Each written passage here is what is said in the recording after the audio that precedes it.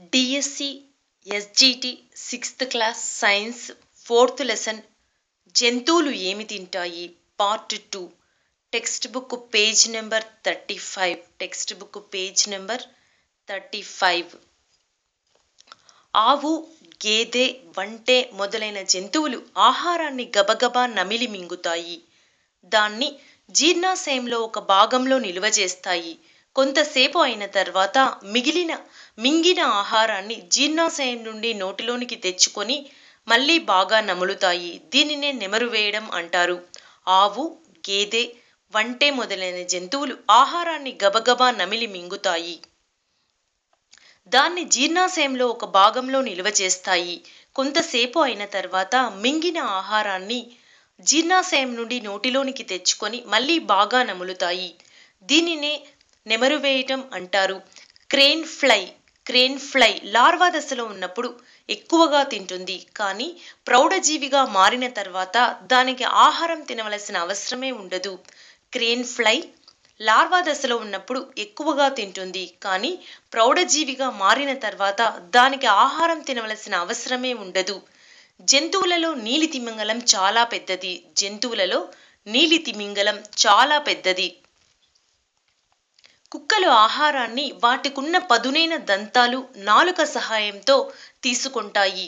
సింహం, నక్క, తోడేలు, పులి మొదలైన అడవి జంతువులకు కూడా పదునైన దంతాలు ఉంటాయి. సింహం, కుక్క, తోడేలు, పులి మొదలైన అడవి జంతువులకు కూడా పదునైన దంతాలు ఉంటాయి.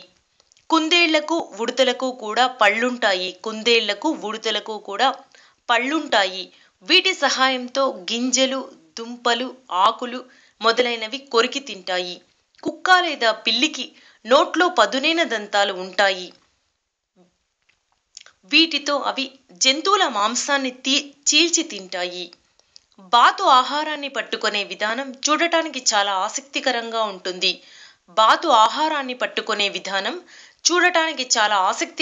ఉంటుంది. బాతులకు కూడా నోటిలో పండ్లుంటాయి. కానీ ఆవుకో, సింహానికో ఉండే దంతాల మాదిరిగా ఉండవు.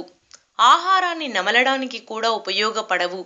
కానీ నీటి నుండి ఆహారాన్ని సేకరించటంలో వడపోత సాధనంగా ఉపయోగపడతాయి. బాతులో ఉండే దంతాలు నీటి నుండి ఆహారం సేకరించటంలో వడపోత సాధనంగా ఉపయోగపడతాయి. నీలి తిమింగలం 110 నుండి 160 టన్నుల బరువును, 20 నుండి 30 మీటర్ల పొడవును కలిగి ఉంటుంది. నీటి తిమింగలం 110 నుండి 160 టన్నుల బరువును, 20 నుండి 30 మీటర్ల పొడవును కలిగి ఉంటుంది. చేపలకు కూడా పళ్ళుంటాయి. బాతులో ఉపయోగపడినట్లు చేపల్లో కూడా ఆహారం సేకరించటానికి ఉపయోగపడతాయి. పశువులు మనుషుల చర్మాలకు జలగలు అంటుకొని రక్తాన్ని పీలుస్తాయి. రక్తాన్ని పీల్చడానికి జలగ నోటిలో సూచకాలు అనే ప్రత్యేక అవయవాలు ఉంటాయి.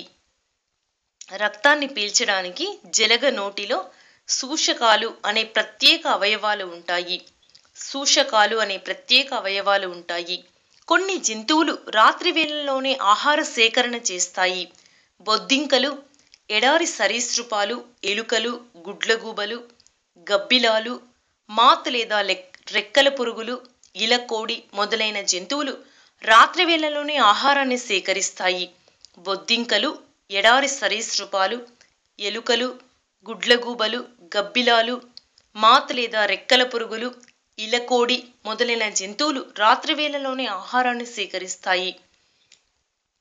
పగటి వేళలో చీకటి ప్రదేశాలలో దాక్కుంటాయి. ఇలాంటి జంతువులను నిశాచరులు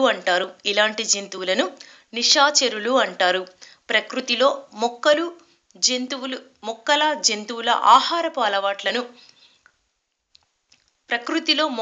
జంతువుల ఆహారపు అలవాట్లను బట్టి వాటి మధ్య సమతుల్యత ఉంటుంది. ప్రకృతిలో సమతుల్యత ఏర్పడడం కోసం జంతువులు తమ ఆహారపు అలవాట్లను పాటిస్తాయి. కొలనులో గుడ్లు, లార్వాలను చేపలు, కప్పలు తింటాయి. చేపలు, కప్పలు, కొంగలకు ఆహారం అవుతాయి. 150 మిలియన్ సంవత్సరాలకు పూర్వం మీసోజాయిక్ యుగంలో సరీసృపాల నుండి పక్షులు ఉద్భవించాయి. 150 మిలియన్ సంవత్సరాలకు పూర్వం మీసోజాయిక్ యుగంలో సరీసృపాల నుండి పక్షులు ఉద్భవించాయి. 150 మిలియన్ సంవత్సరాలకు పూర్వం మీసోజాయిక్ యుగంలో సరీసృపాల నుండి పక్షులు ఉద్భవించాయి.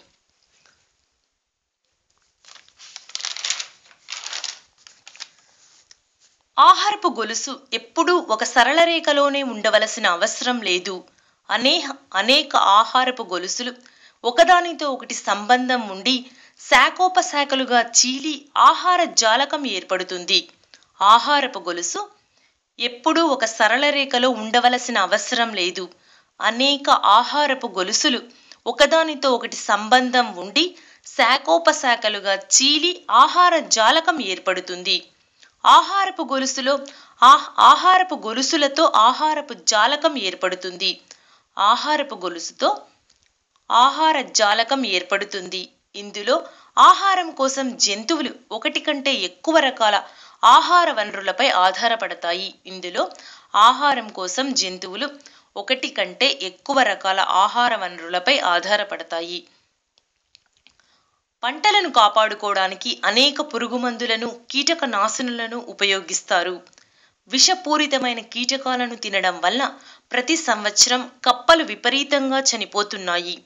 ఒకవేళ కప్పలన్నీ చనిపోతే ఆహార గొలుసు దెబ్బతింటుంది.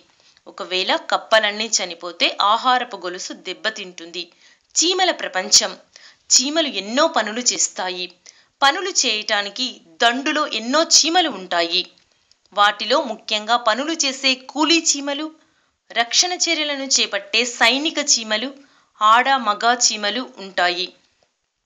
చీమల ప్రపంచం. చీమలు ఎన్నో పనులు చేస్తాయి. పనులు చేయటానికి దండులో ఎన్నో రకాల చీమలు ఉంటాయి. వాటిలో ముఖ్యంగా పనులు చేసే కూలీ చీమలు, రక్షణ చర్యలను చేపట్టే సైనిక చీమలు, ఆడ మగ చీమలు ఉంటాయి. కూలీ చీమలు అనేక పనులతో పాటు గుంపులోని ఇతర చీమల కొరకు ఆహార సేకరణ, ఆహార నిల్వల బాధ్యతలను నిర్వహిస్తాయి.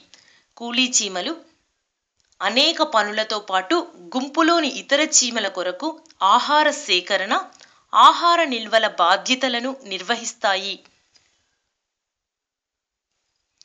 మనం ఆవులను పాల కోసం పెంచినట్టు చీమలు హనీడ్యూ అనే పదార్థం కోసం ఎపిడ్స్ అనే ఒక రకమైన కీటకాలను పెంచుతాయి. మనం ఆవులను పాల కోసం పెంచినట్టు చీమలు హనీడ్యూ అనే పదార్థం కోసం ఎపిడ్స్ అనే ఒక రకమైన కీటకాలను పెంచుతాయి. చీమలు హనీడ్యూ కోసం పెంచుతాయి. ఎడారి జంతువులు చాలా వరకు నిశాచరులు. పగటి వేడి నుండి తప్పించుకోవటానికి బొరియలలో నివసిస్తాయి. చీమలు కూడా మనలా మంచి రైతులు. చీమలు ఒక రకమైన శిలీంధ్రాన్ని ఆహారంగా తీసుకుంటాయి. దీనికోసం ఆకులను చిన్న చిన్న ముక్కలుగా కత్తిరించి ఒక పాన్పు వలె తయారు చేసి అందులో శిలీంధ్రాన్ని పెంచుతాయి.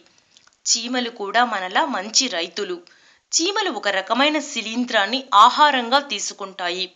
దీనికోసం ఆకులను చిన్న చిన్న ముక్కలుగా కత్తిరించి ఒక పాన్పు వలె తయారు చేసి అందులో శిలీంధ్రాన్ని పెంచుతాయి.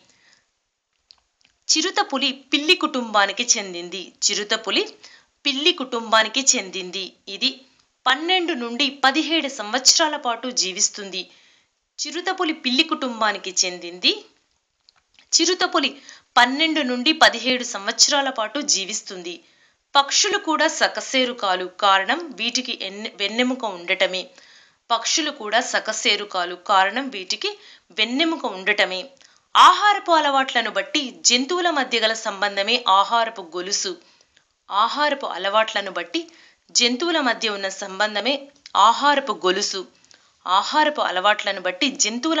ఉన్న సంబంధమే ఆహారపు గొలుసు. ఆహారపు గొలుసు ప్రకృతిలోని జీవుల పరస్పర ఆధారాన్ని, జీవ వైవిధ్యాన్ని తెలుపుతుంది. ఆహారపు గొలుసు ప్రకృతిలోని జీవుల పరస్పర ఆధారాన్ని, జీవ వైవిధ్యాన్ని తెలుపుతుంది. ఆహారపు గొలుసు ప్రకృతిలోని జీవుల పరస్పర ఆధారాన్ని, జీవ వైవిధ్యాన్ని తెలుపుతుంది.